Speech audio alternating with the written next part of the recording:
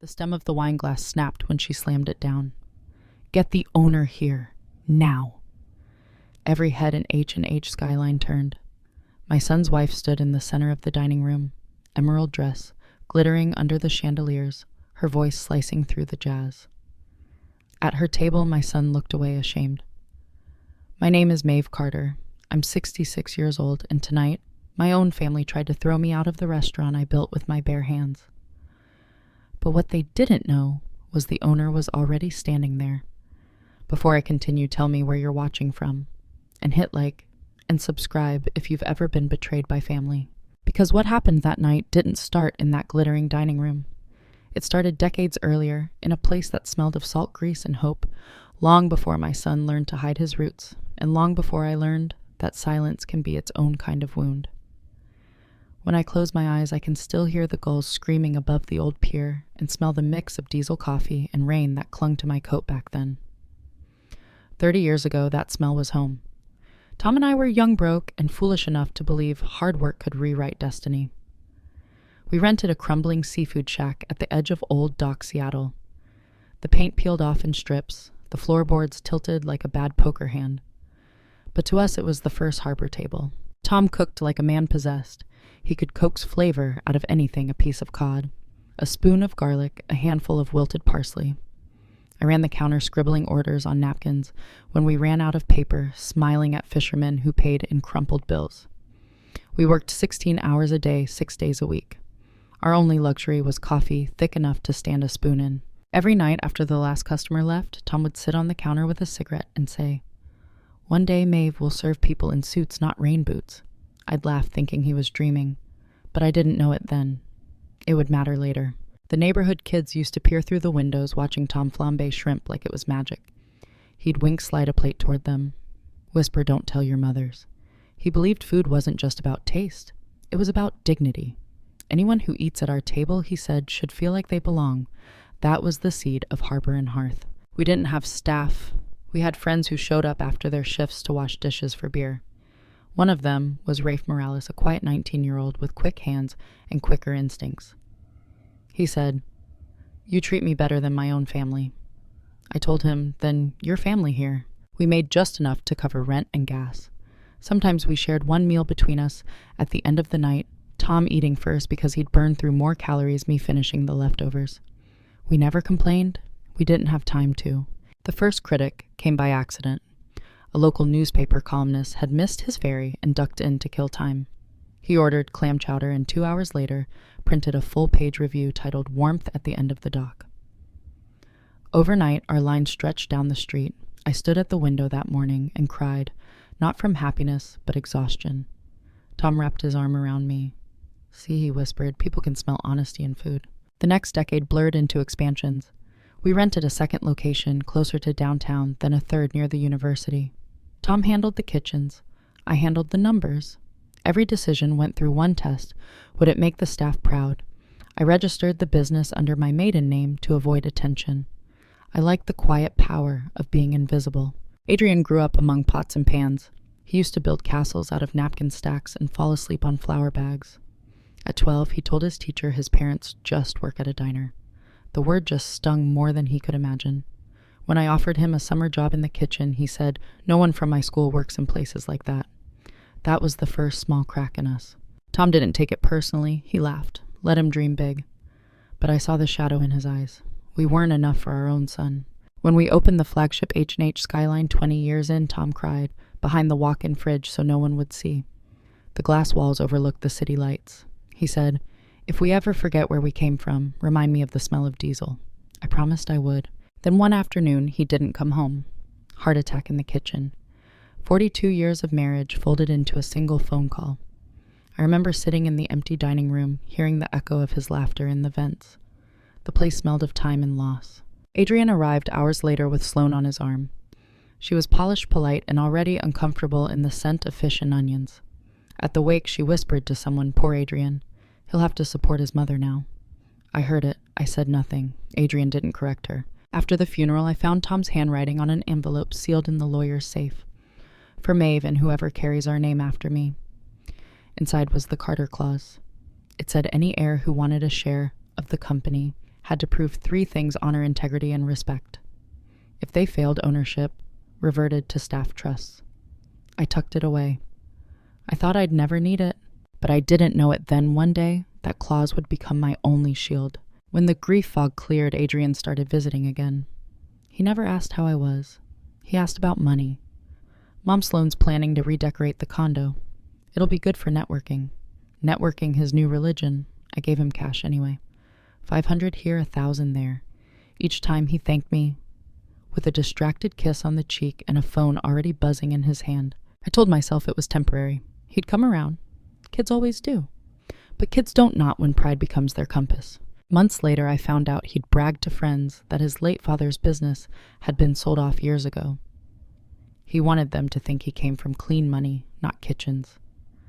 That night I stood in the empty flagship, the city glittering below me, and realized invisibility had turned from choice to curse. I thought about Tom's line, "Anyone who eats here should feel like they belong." I whispered to the glass, "What about me, Tom? Do I still belong?" The silence answered. The years after Tom's death felt like living underwater, muted heavy, every sound distant. I ran harbor and hearth quietly from behind the scenes. Rafe became my right hand. Every Monday, we'd meet before dawn in the Skyline office, tucked behind the kitchen. He'd bring me reports. I'd bring him coffee in paper cups. "You could retire," he'd say sometimes. I always smiled, and let them forget who built this place. Not yet. Adrian rarely visited unless he needed something. Each time he called, my heart still leapt like it used to when he was a boy. I'd answer hoping for "Hi, Mom," and instead hear, "Do you still have some of Dad's life insurance money?" I started noticing patterns. Every visit a new request, a new excuse, always about image. Sloane's hosting a charity dinner. We need to look successful. Or it's just a temporary loan. The investors are watching. He never once asked how I was sleeping, if I was eating, if I was lonely. Sloane called me Mrs. Carter like we were strangers at a country club. She'd post pictures online. Expensive wine, staged brunches, designer handbags, and tag quotes about self-made success. Her brand was perfection. I was her flaw. One Christmas, she invited me to their condo. "But please, Maeve," something simple she said on the phone. "We don't want to make the other guests uncomfortable." I brought my best an old recipe cake Tom and I used to make every winter. I even bought a new green sweater. When I arrived, the place sparkled like a magazine spread. Sloane opened the door, all teeth and perfume. "Oh, you came early," she said, then guided me straight to the kitchen. "You can leave the cake here. We'll bring it out later." I stood there, holding the tin like a fool, listening to laughter echo from the dining room. I waited half an hour before walking out on my own. The moment I appeared, the room fell silent. Sloane's mother stared at me like I was an uninvited guest. Sloane forced a smile. "Everyone, this is Adrian's mom. She used to run a small restaurant in the old part of town." "Used to? Small?" The words landed like stones. When dessert time came, she served a cake from an upscale bakery. Mine never left the counter. I drove home with it still warm on the passenger seat. That night, I threw it in the trash and cried until I couldn't breathe.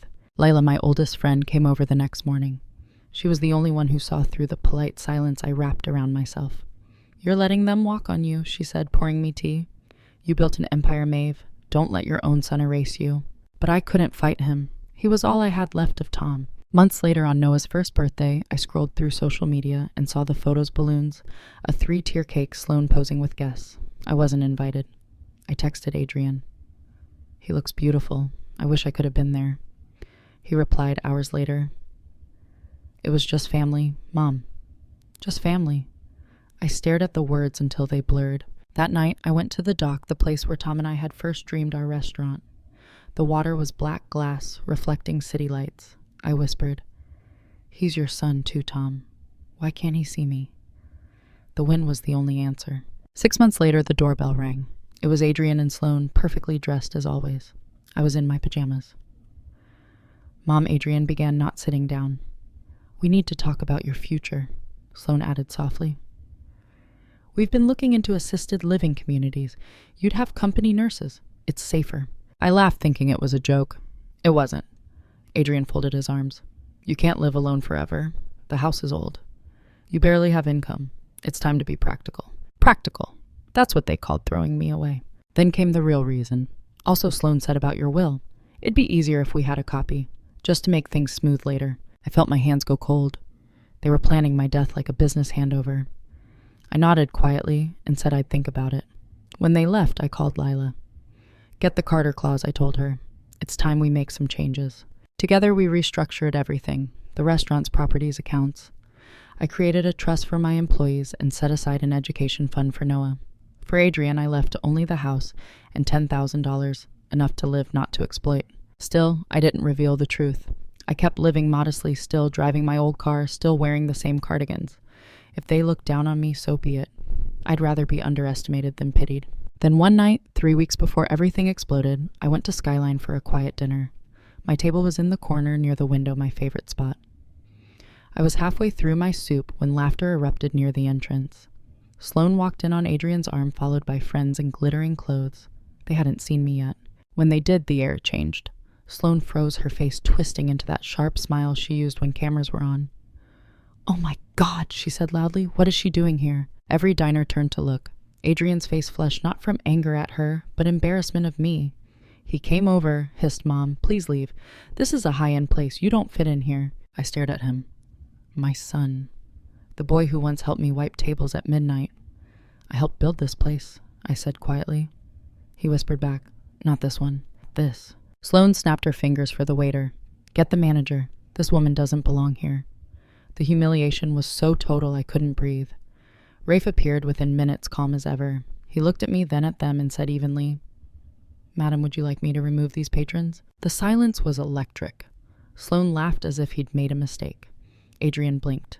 "Wait, what did you call her?" Rafe's expression didn't change. "Madam Proprietor." The word echoed like thunder through the restaurant. Every fork stopped. Every whisper died. I stood there, hands trembling, heartbreaking. It wasn't supposed to happen like this. I wanted to protect them from the truth, not expose them. But humiliation has its own gravity. It pulls everything hidden into the light. I left without another word. Outside rain poured hard enough to wash the mascara off my cheeks. I called Lila from the car. "It's time," I said. "They've gone too far." Lila's voice was steady. "Then we do it your way." Quietly, cleanly. That was the night the Beacon Plan was born. A plan not of revenge, but revelation. To remind my son what integrity looked like. To make him see me not the image he'd built of me. I didn't know how deep their lies went yet, how many people they owed, how many masks they wore, but soon I'd find out. And when I did, the truth would burn brighter than any humiliation they'd ever given me. After that night at Skyline, something inside me shifted. It wasn't rage, not exactly. It was colder, heavier, like a tide turning beneath still water. I'd spent decades building something meant to outlast both pride and poverty, and my own son had just tried to erase me from it. The following morning, I met Lila in her downtown office.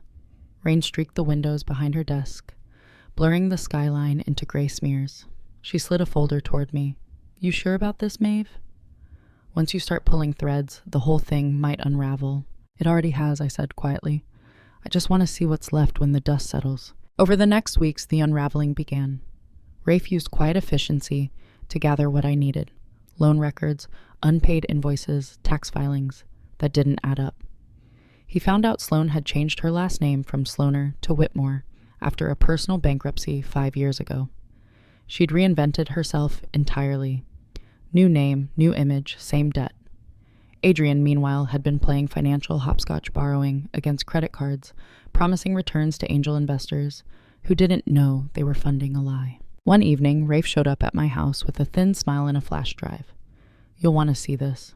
On the screen, images scrolled Sloan using baby Noah in charity posts, collecting donations for a foundation that didn't exist. Captions read, "Teaching compassion early." The money went straight into her personal account. My stomach turned. "She's using him," I whispered. Rafe nodded. "That's the Brand family grace generosity. None of it's real." The next morning, my phone buzzed. Adrian. For a second, I almost didn't answer. When I did, his voice was frantic. "Mom, I need help. It's urgent." He came over an hour later, pacing my living room like a trapped animal. 500,000. It's just a bridge investment. We'll triple it. Sloan found the perfect space for our own restaurant. We're finally doing it our chance to make something of our own. Something of our own. He said it like I hadn't built anything worth claiming. "I can't give you that, Adrian," I said softly. He stopped pacing. "Can't or won't?" "I won't," I said firmer. He stared at me, disbelief turning to anger. You've got money, I know you do. Dad left you comfortable. Why are you hoarding it? You think I'm not capable. I wanted to tell him I wasn't hoarding anything, that every penny was tied to the company, the people who'd kept it alive. But the words caught in my throat. I just can't, I said again. He laughed short and sharp. Right, the woman who gave everything to everyone else can't help her own son. You're unbelievable. He left without another word, the door slamming hard enough to rattle the windows. That night, I sat in Tom's old chair, clutching his last letter, the one I hadn't been able to open for years. My hands trembled as I broke the seal. The first line read, "If you're reading this, it means I'm gone, and you're still trying to protect everyone but yourself." Tears blurred the rest. Tom had always seen me clearer than anyone. Maybe someday Adrian will have to choose between appearances and truth. Let him face the consequence. Don't save him from it. I folded the letter, placed it back in the envelope, and whispered, "All right, Tom, I hear you." The next day I called Rafe. We're moving forward. He knew exactly what I meant. But even as we planned, guilt gnawed at me. I'd raised Adrian to be kind, not cunning. Had I failed him, or had he chosen this path himself? Lila reminded me, you can't teach values to someone who benefits from ignoring them. Still, I clung to a small hope that he'd apologize, call back, admit he'd gone too far. He didn't. Instead, a week later, I saw his face in a local business article. Young couple to launch. Luxury concept in partnership with prominent investors. The photo showed Adrian and Sloane standing beneath the logo for their new restaurant, ashtray beaming like royalty. It was scheduled to open in 6 months.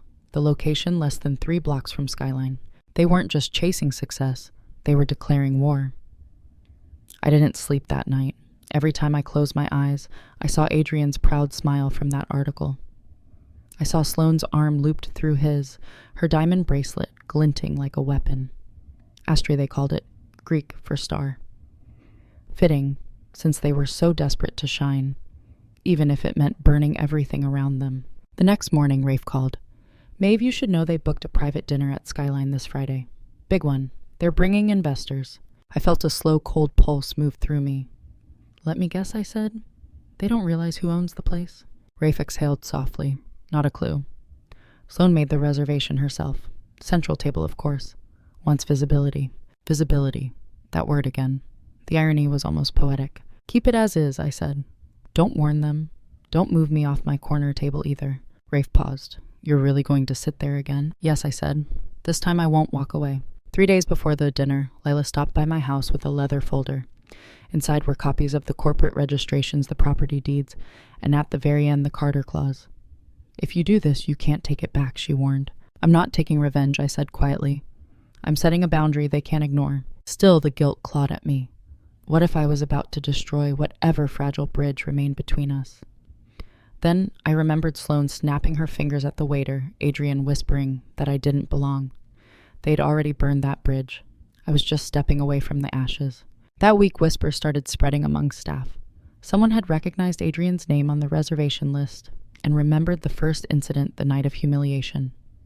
Rafe had to quietly remind everyone, no gossip, just professionalism. He didn't say it, but I knew they were waiting for something to happen. Thursday night, as the city buzzed with rain and neon, I drove to the pier. The old harbor table stood dark now. Boarded up, its paint still flaking. I stood by the locked door, fingers tracing the rusted handle.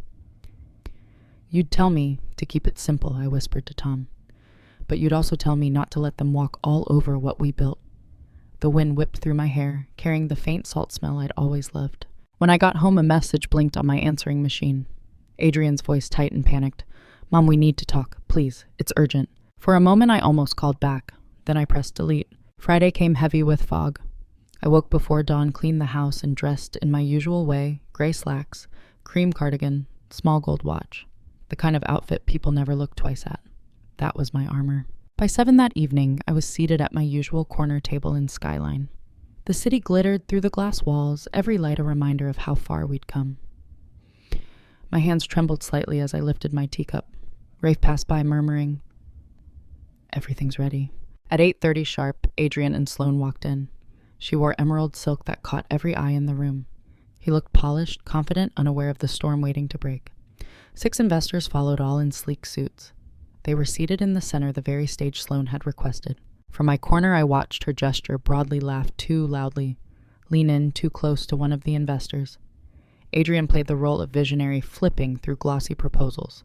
They were actors in their own illusion. Half an hour later, Sloane headed to the restroom. Her path crossed mine. Our eyes met. Shock flickered across her face, followed by disdain. She turned sharply, whispered something to Adrian. His expression hardened as he spotted me. And there it was again, that mixture of embarrassment and irritation, like my mere presence contaminated the air. He stood, smoothed his suit, and started toward me. "Mom, what are you doing here?" His voice was low, desperate. "I'm having dinner," I said simply. "Please," he hissed, glancing toward the investors. "Don't do this tonight.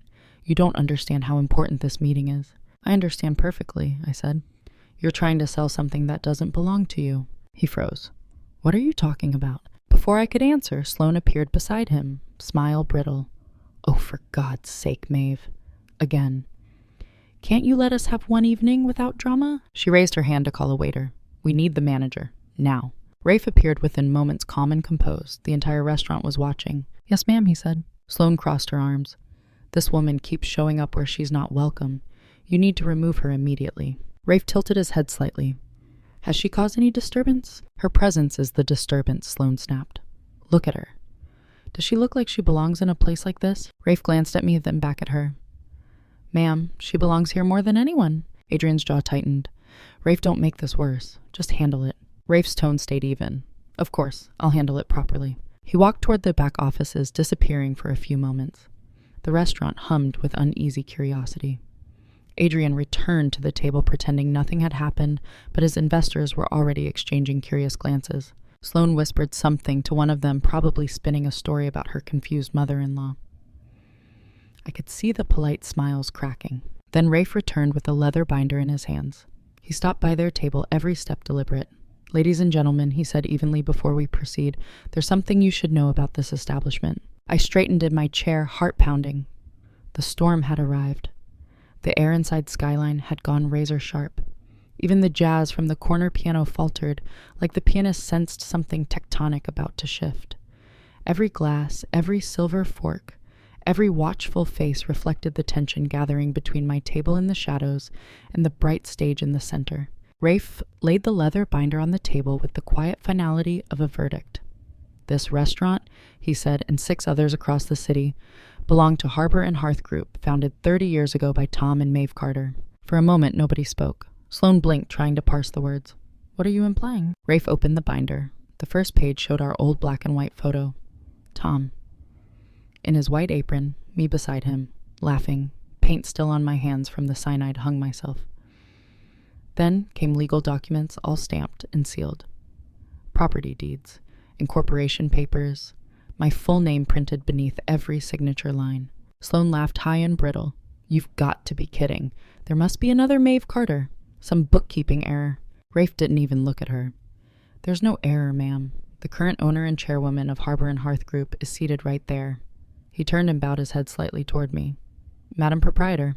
A single fork clattered somewhere in the distance. Adrian turned slowly toward me, his face white as salt. The investor's eyes swung in unison. I rose from my chair.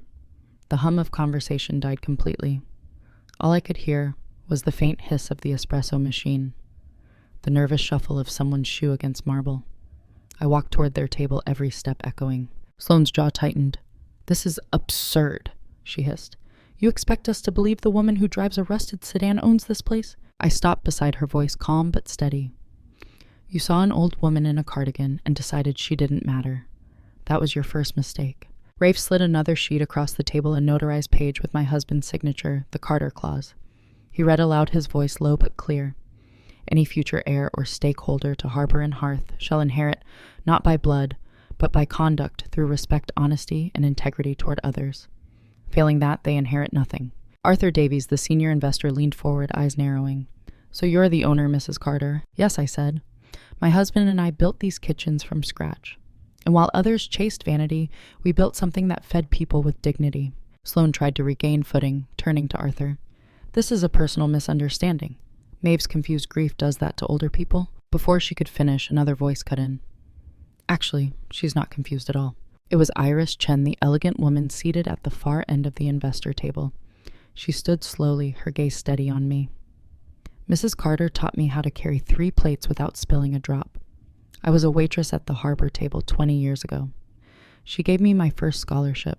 Sloane's face drained of color. You worked for her? Iris smiled faintly. No, I learned from her. There's a difference. The other investors looked at one another, whispers rippling through the table. Mr. Davies exhaled softly, impressed. Well, he said that changes everything. Sloane's mask began to crack. Arthur, please, this isn't fair. We've invested months into this deal. Arthur closed the binder with a soft thud. Then you should have done your due diligence. Defrauding people with borrowed prestige isn't exactly sound investment. He looked at me with quiet respect. Mrs. Carter, it's an honor. Adrian tried to speak, voice breaking.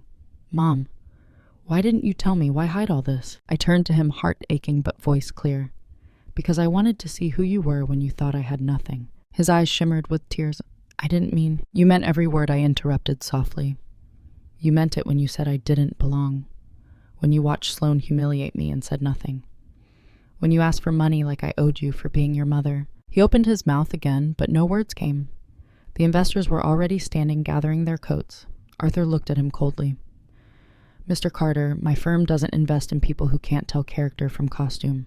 As they left, Sloane lunged forward, voice sharp with panic. Mrs. Carter, wait, we can fix this. You have influence, reputation. We could build something together, rebrand. I faced her. You built a lie. You used my grandson to fake charity. You used my son to feed your ego. And you used my silence to climb. I'm done letting you step on me to reach the spotlight. Sloane's lips trembled, her eyes flashing between anger and desperation. You can't do this. Adrian is your son. I looked at her, then at him. Exactly. Which is why I'm not calling the police. But don't mistake mercy for weakness. Rafe stepped forward, handing Adrian a sealed envelope. From Mrs. Carter's legal counsel, he said. Adrian opened it with shaking hands. Inside was the revised will, his inheritance limited to the house, and $10,000, plus one clause. He could regain limited stake in Harbor and Hearth, only after 2 years of proven integrity, verified by the board. Adrian's voice cracked. Mom, this will ruin us. I met his eyes. No, Adrian, this might save you. Behind me, the staff began to applaud quietly, respectfully, like a wave building under the surface. It wasn't for spectacle. It was for truth finally spoken aloud. I turned to them and raised a hand. Please finish your service. Tonight dinner is on the house. As I walked back to my table, the piano resumed slower, now a low trembling melody that seemed to echo through my bones. I sat down, took one sip of my now cold tea, and let the silence settle. Across the room, Sloane sank into her chair, mascara streaking, while Adrian stood motionless, staring at the documents as if they were a mirror he couldn't look away from. I didn't smile. I didn't gloat. I just breathed for the first time in years, because tonight wasn't revenge, it was revelation. And revelation, when done right, doesn't need to scream. It simply stands in the light and lets the truth do the rest. When I stepped out of Skyline that night, the air tasted like winter sharp salt laced alive. The streets shimmered with the kind of cold that stripped everything down to its truth. I didn't look back. I didn't need to. Inside the empire Tom and I built had just reclaimed its soul. Ray followed me to the valet stand, his hands tucked into his coat pockets. You sure you're all right to drive? He asked quietly. I've been driving through storms my whole life, I said. This one's just quieter. He smiled faintly. They'll talk about tonight. Let them, I replied. The truth doesn't mind being repeated. Back home, I set the binder on the kitchen table beside Tom's frame photo. His grin looked almost mischievous now, as if he'd known this ending all along. I poured a cup of tea, steam curling in the dim light, and opened the envelope I'd prepared weeks earlier, the one labeled Beacon Plan Phase 2. Inside were final instructions for the trust fund, along with something new, the Employee Share Ownership Program. 30% of Harbor and Hearth would belong to the staff if they upheld the company's core values for 3 years, respect, honesty, and dignity. Tom's Carter clause wasn't just for blood. It was for anyone who kept the light burning. The real revenge wasn't humiliation. It was legacy. It was proving that kindness could survive greed, that integrity could still win in a world obsessed with appearances. I took a deep breath and signed the last page. In the following days, headlines whispered about the mystery owner of Skyline revealed. Investors called. Journalists asked for statements. I declined them all. I didn't want a spectacle. I'd already had enough of those. But there were ripples. A week later, Sloane deleted every glamorous post from her social media. Adrian began selling off his luxury things.